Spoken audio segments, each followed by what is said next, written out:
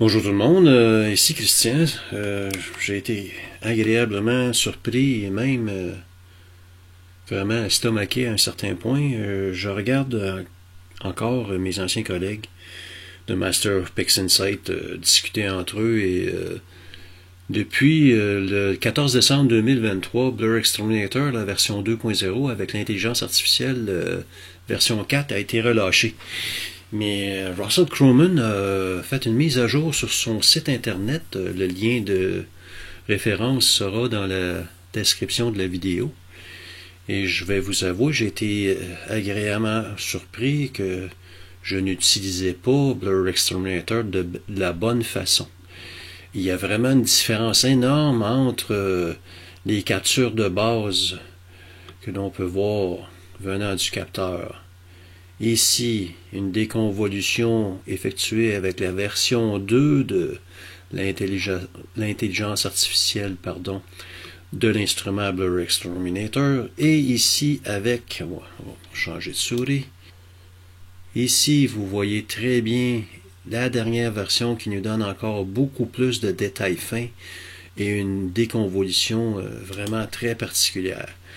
Par contre, il y a des différences énormes au niveau de la conception ou du traitement interne sous le capot avec le procédé dans PixInsight. Il y a un an environ, j'avais déjà publié un document de 24 pages qui traduisait la documentation officielle à l'intérieur de PixInsight. Je me rappelle bien, il faudra vérifier dans quelques secondes. Et ce PDF sera accessible également dans la description de la vidéo. J'ai parcouru un autre document que, dans le fond, c'est la page web que vous voyez ici à l'arrière.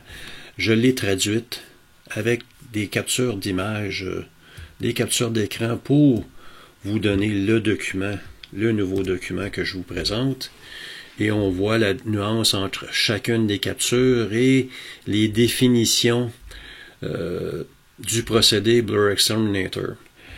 Auparavant, Blur Exterminator, quand on faisait une déconvolution, sous le capot, il y avait un étirement de votre image pour être dans le monde étiré et non plus dans le monde linéaire. Et il y avait des calculs qui se faisaient pour les PSF et la définition de déconvolution selon les paramètres qu'on établit nous-mêmes. Et maintenant, le tout est fait en mode linéaire. Ce n'est plus le cas avec la dernière version. Et ce qui amène une nouveauté au niveau du rendement du procédé. Et j'ai refait mes documents, mes organigrammes de flux de travail pour pouvoir utiliser adéquatement Blur Exterminator. Ici, on voit le dernier un changement au niveau de la commodité de Correct Only. Il doit être utilisé avant de faire la balance des couleurs. Et vous voyez ici l'organigramme, autant pour les gens qui utilisent des capteurs en monochrome qu'en bande étroite. Si vous faites un SHO, un HOS, peu importe le mélange, on a la luminance, on a le Lume Master à la gauche, on a le Dynamic Crop ou Auto-Crop. Moi, j'utilise l'Auto-Crop de WBPP maintenant. Vous utilisez le procédé de retrait de dégradé d'arrière-plan de votre choix. Vous avez Graxpert, vous avez Gradient Correction, vous avez DBE, vous avez le nouveau Multi-Gradient Correction. Il y a Blur Exterminator à la gauche ici, qui est utilisé avec les paramètres que vous souhaitez. Par contre, ce n'est pas le cas à la droite. À la droite, on doit fusionner nos couleurs, que ce soit le rouge, le vert, le bleu, le S, le H ou le O. On a Auto-Crop ou Dynamic Crop selon votre traitement préféré. On a quand même Graxpert, Gradient Correction, DBE ou Multi-Gradient Correction. Mais on utilise Blur Exterminator avec le paramètre Correct Only avant de faire la neutralisation de l'arrière-plan et la balance des couleurs avec SPCC. Une fois que ça c'est fait, on peut attribuer un autre traitement de Blur Exterminator avec nos paramètres d'affûtage de netteté que nous désirons obtenir. Par la suite, on utilise Noise Exterminator, Histogram Transformation, le script Delineer ou Mask Stretch, GHS, les procédés que vous préférez pour étirer votre image. Par la suite, on peut faire une combinaison avec la luminance et les couleurs, avec LRGB Combination, et on fait le traitement comme il se doit par la suite. Il y a quelques rectangles qui ont changé au niveau de la saturation des couleurs. On peut utiliser le script de CT Astro, le Frame Script. On peut utiliser le Game Script que plusieurs connaissent. On peut prendre un Range Mask qui est intégré dans PixInsight. On peut se servir d'un masque d'étoiles.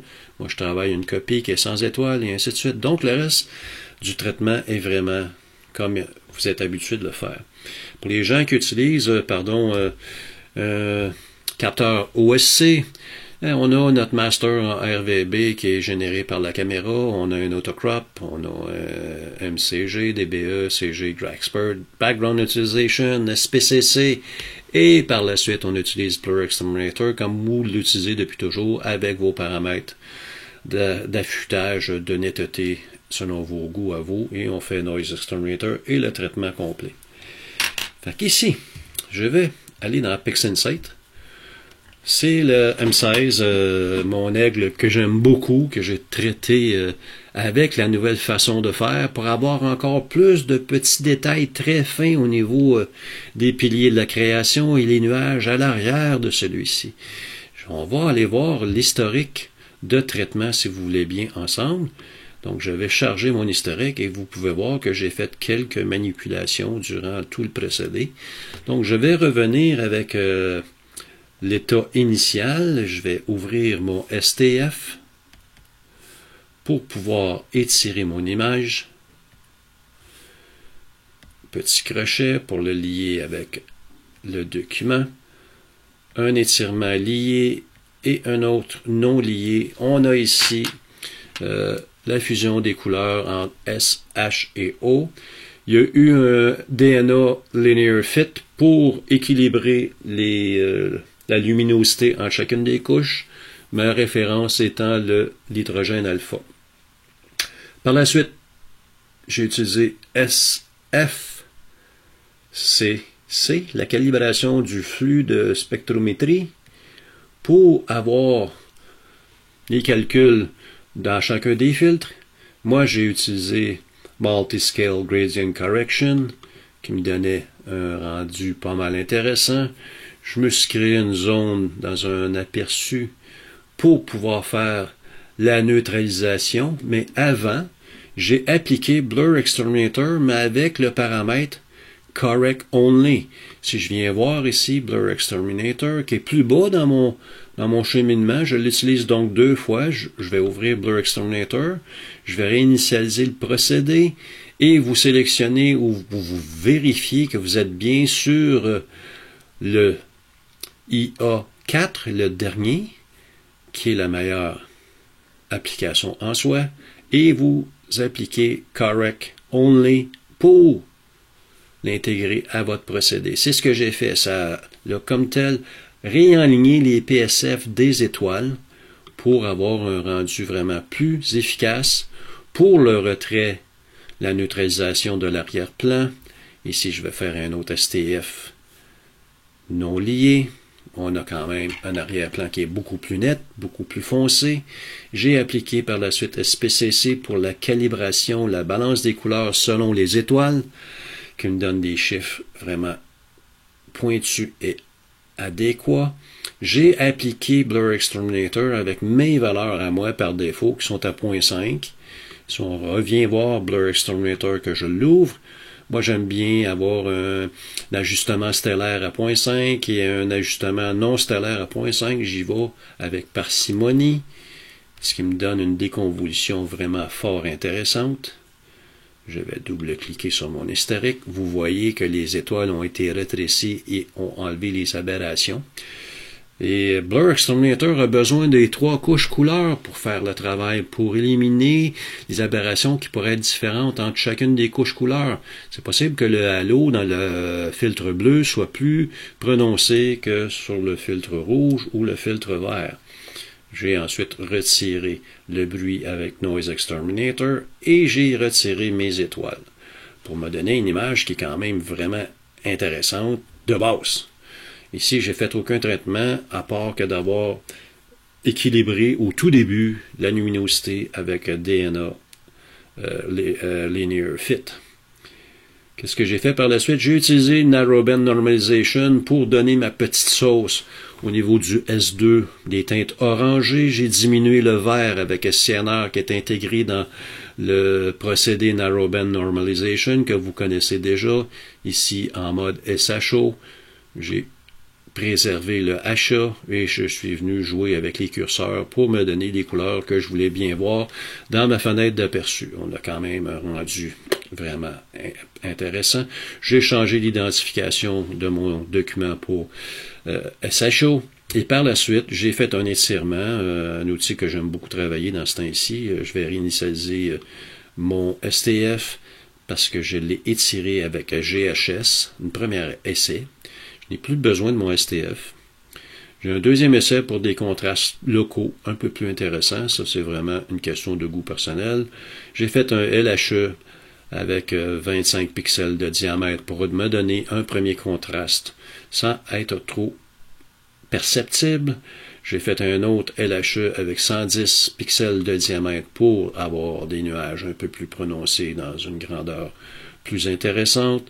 J'ai fait un MMT pour l'affûtage, qui me donne un contraste vraiment bien défini. J'ai par la suite utilisé le script Dark Structure Enhance, que vous retrouvez ici dans le menu Script, Utilities, Dark Structure Enhance, et j'ai appliqué, je crois, c'est 0.25. On n'a pas les coordonnées ici, mais j'ai été jusqu'à 0.25. J'ai augmenté ici ma saturation avec une courbe, transformation, Curve Transformation, et j'ai par la suite ajouté le profil couleur ROM pour avoir un TIFF 32 bits de grande qualité pour le travailler une dernière fois, ajouter ma signature avant de le publier sur Internet et aller chercher un petit peu plus de 3D dans les nuages. Ce qui est important à retenir, c'est que avec le procédé monochrome, on doit utiliser Blur Exterminator une première fois en Correct Only et une deuxième fois suite à la balance de couleurs avec SPCC pour l'affûtage à votre goût. Donc, vous avez accès à tous les documents. Bonne lecture, bon traitement. Il y a eu des petites nuances dans la suite des étapes à effectuer. Et bon ciel, à la prochaine.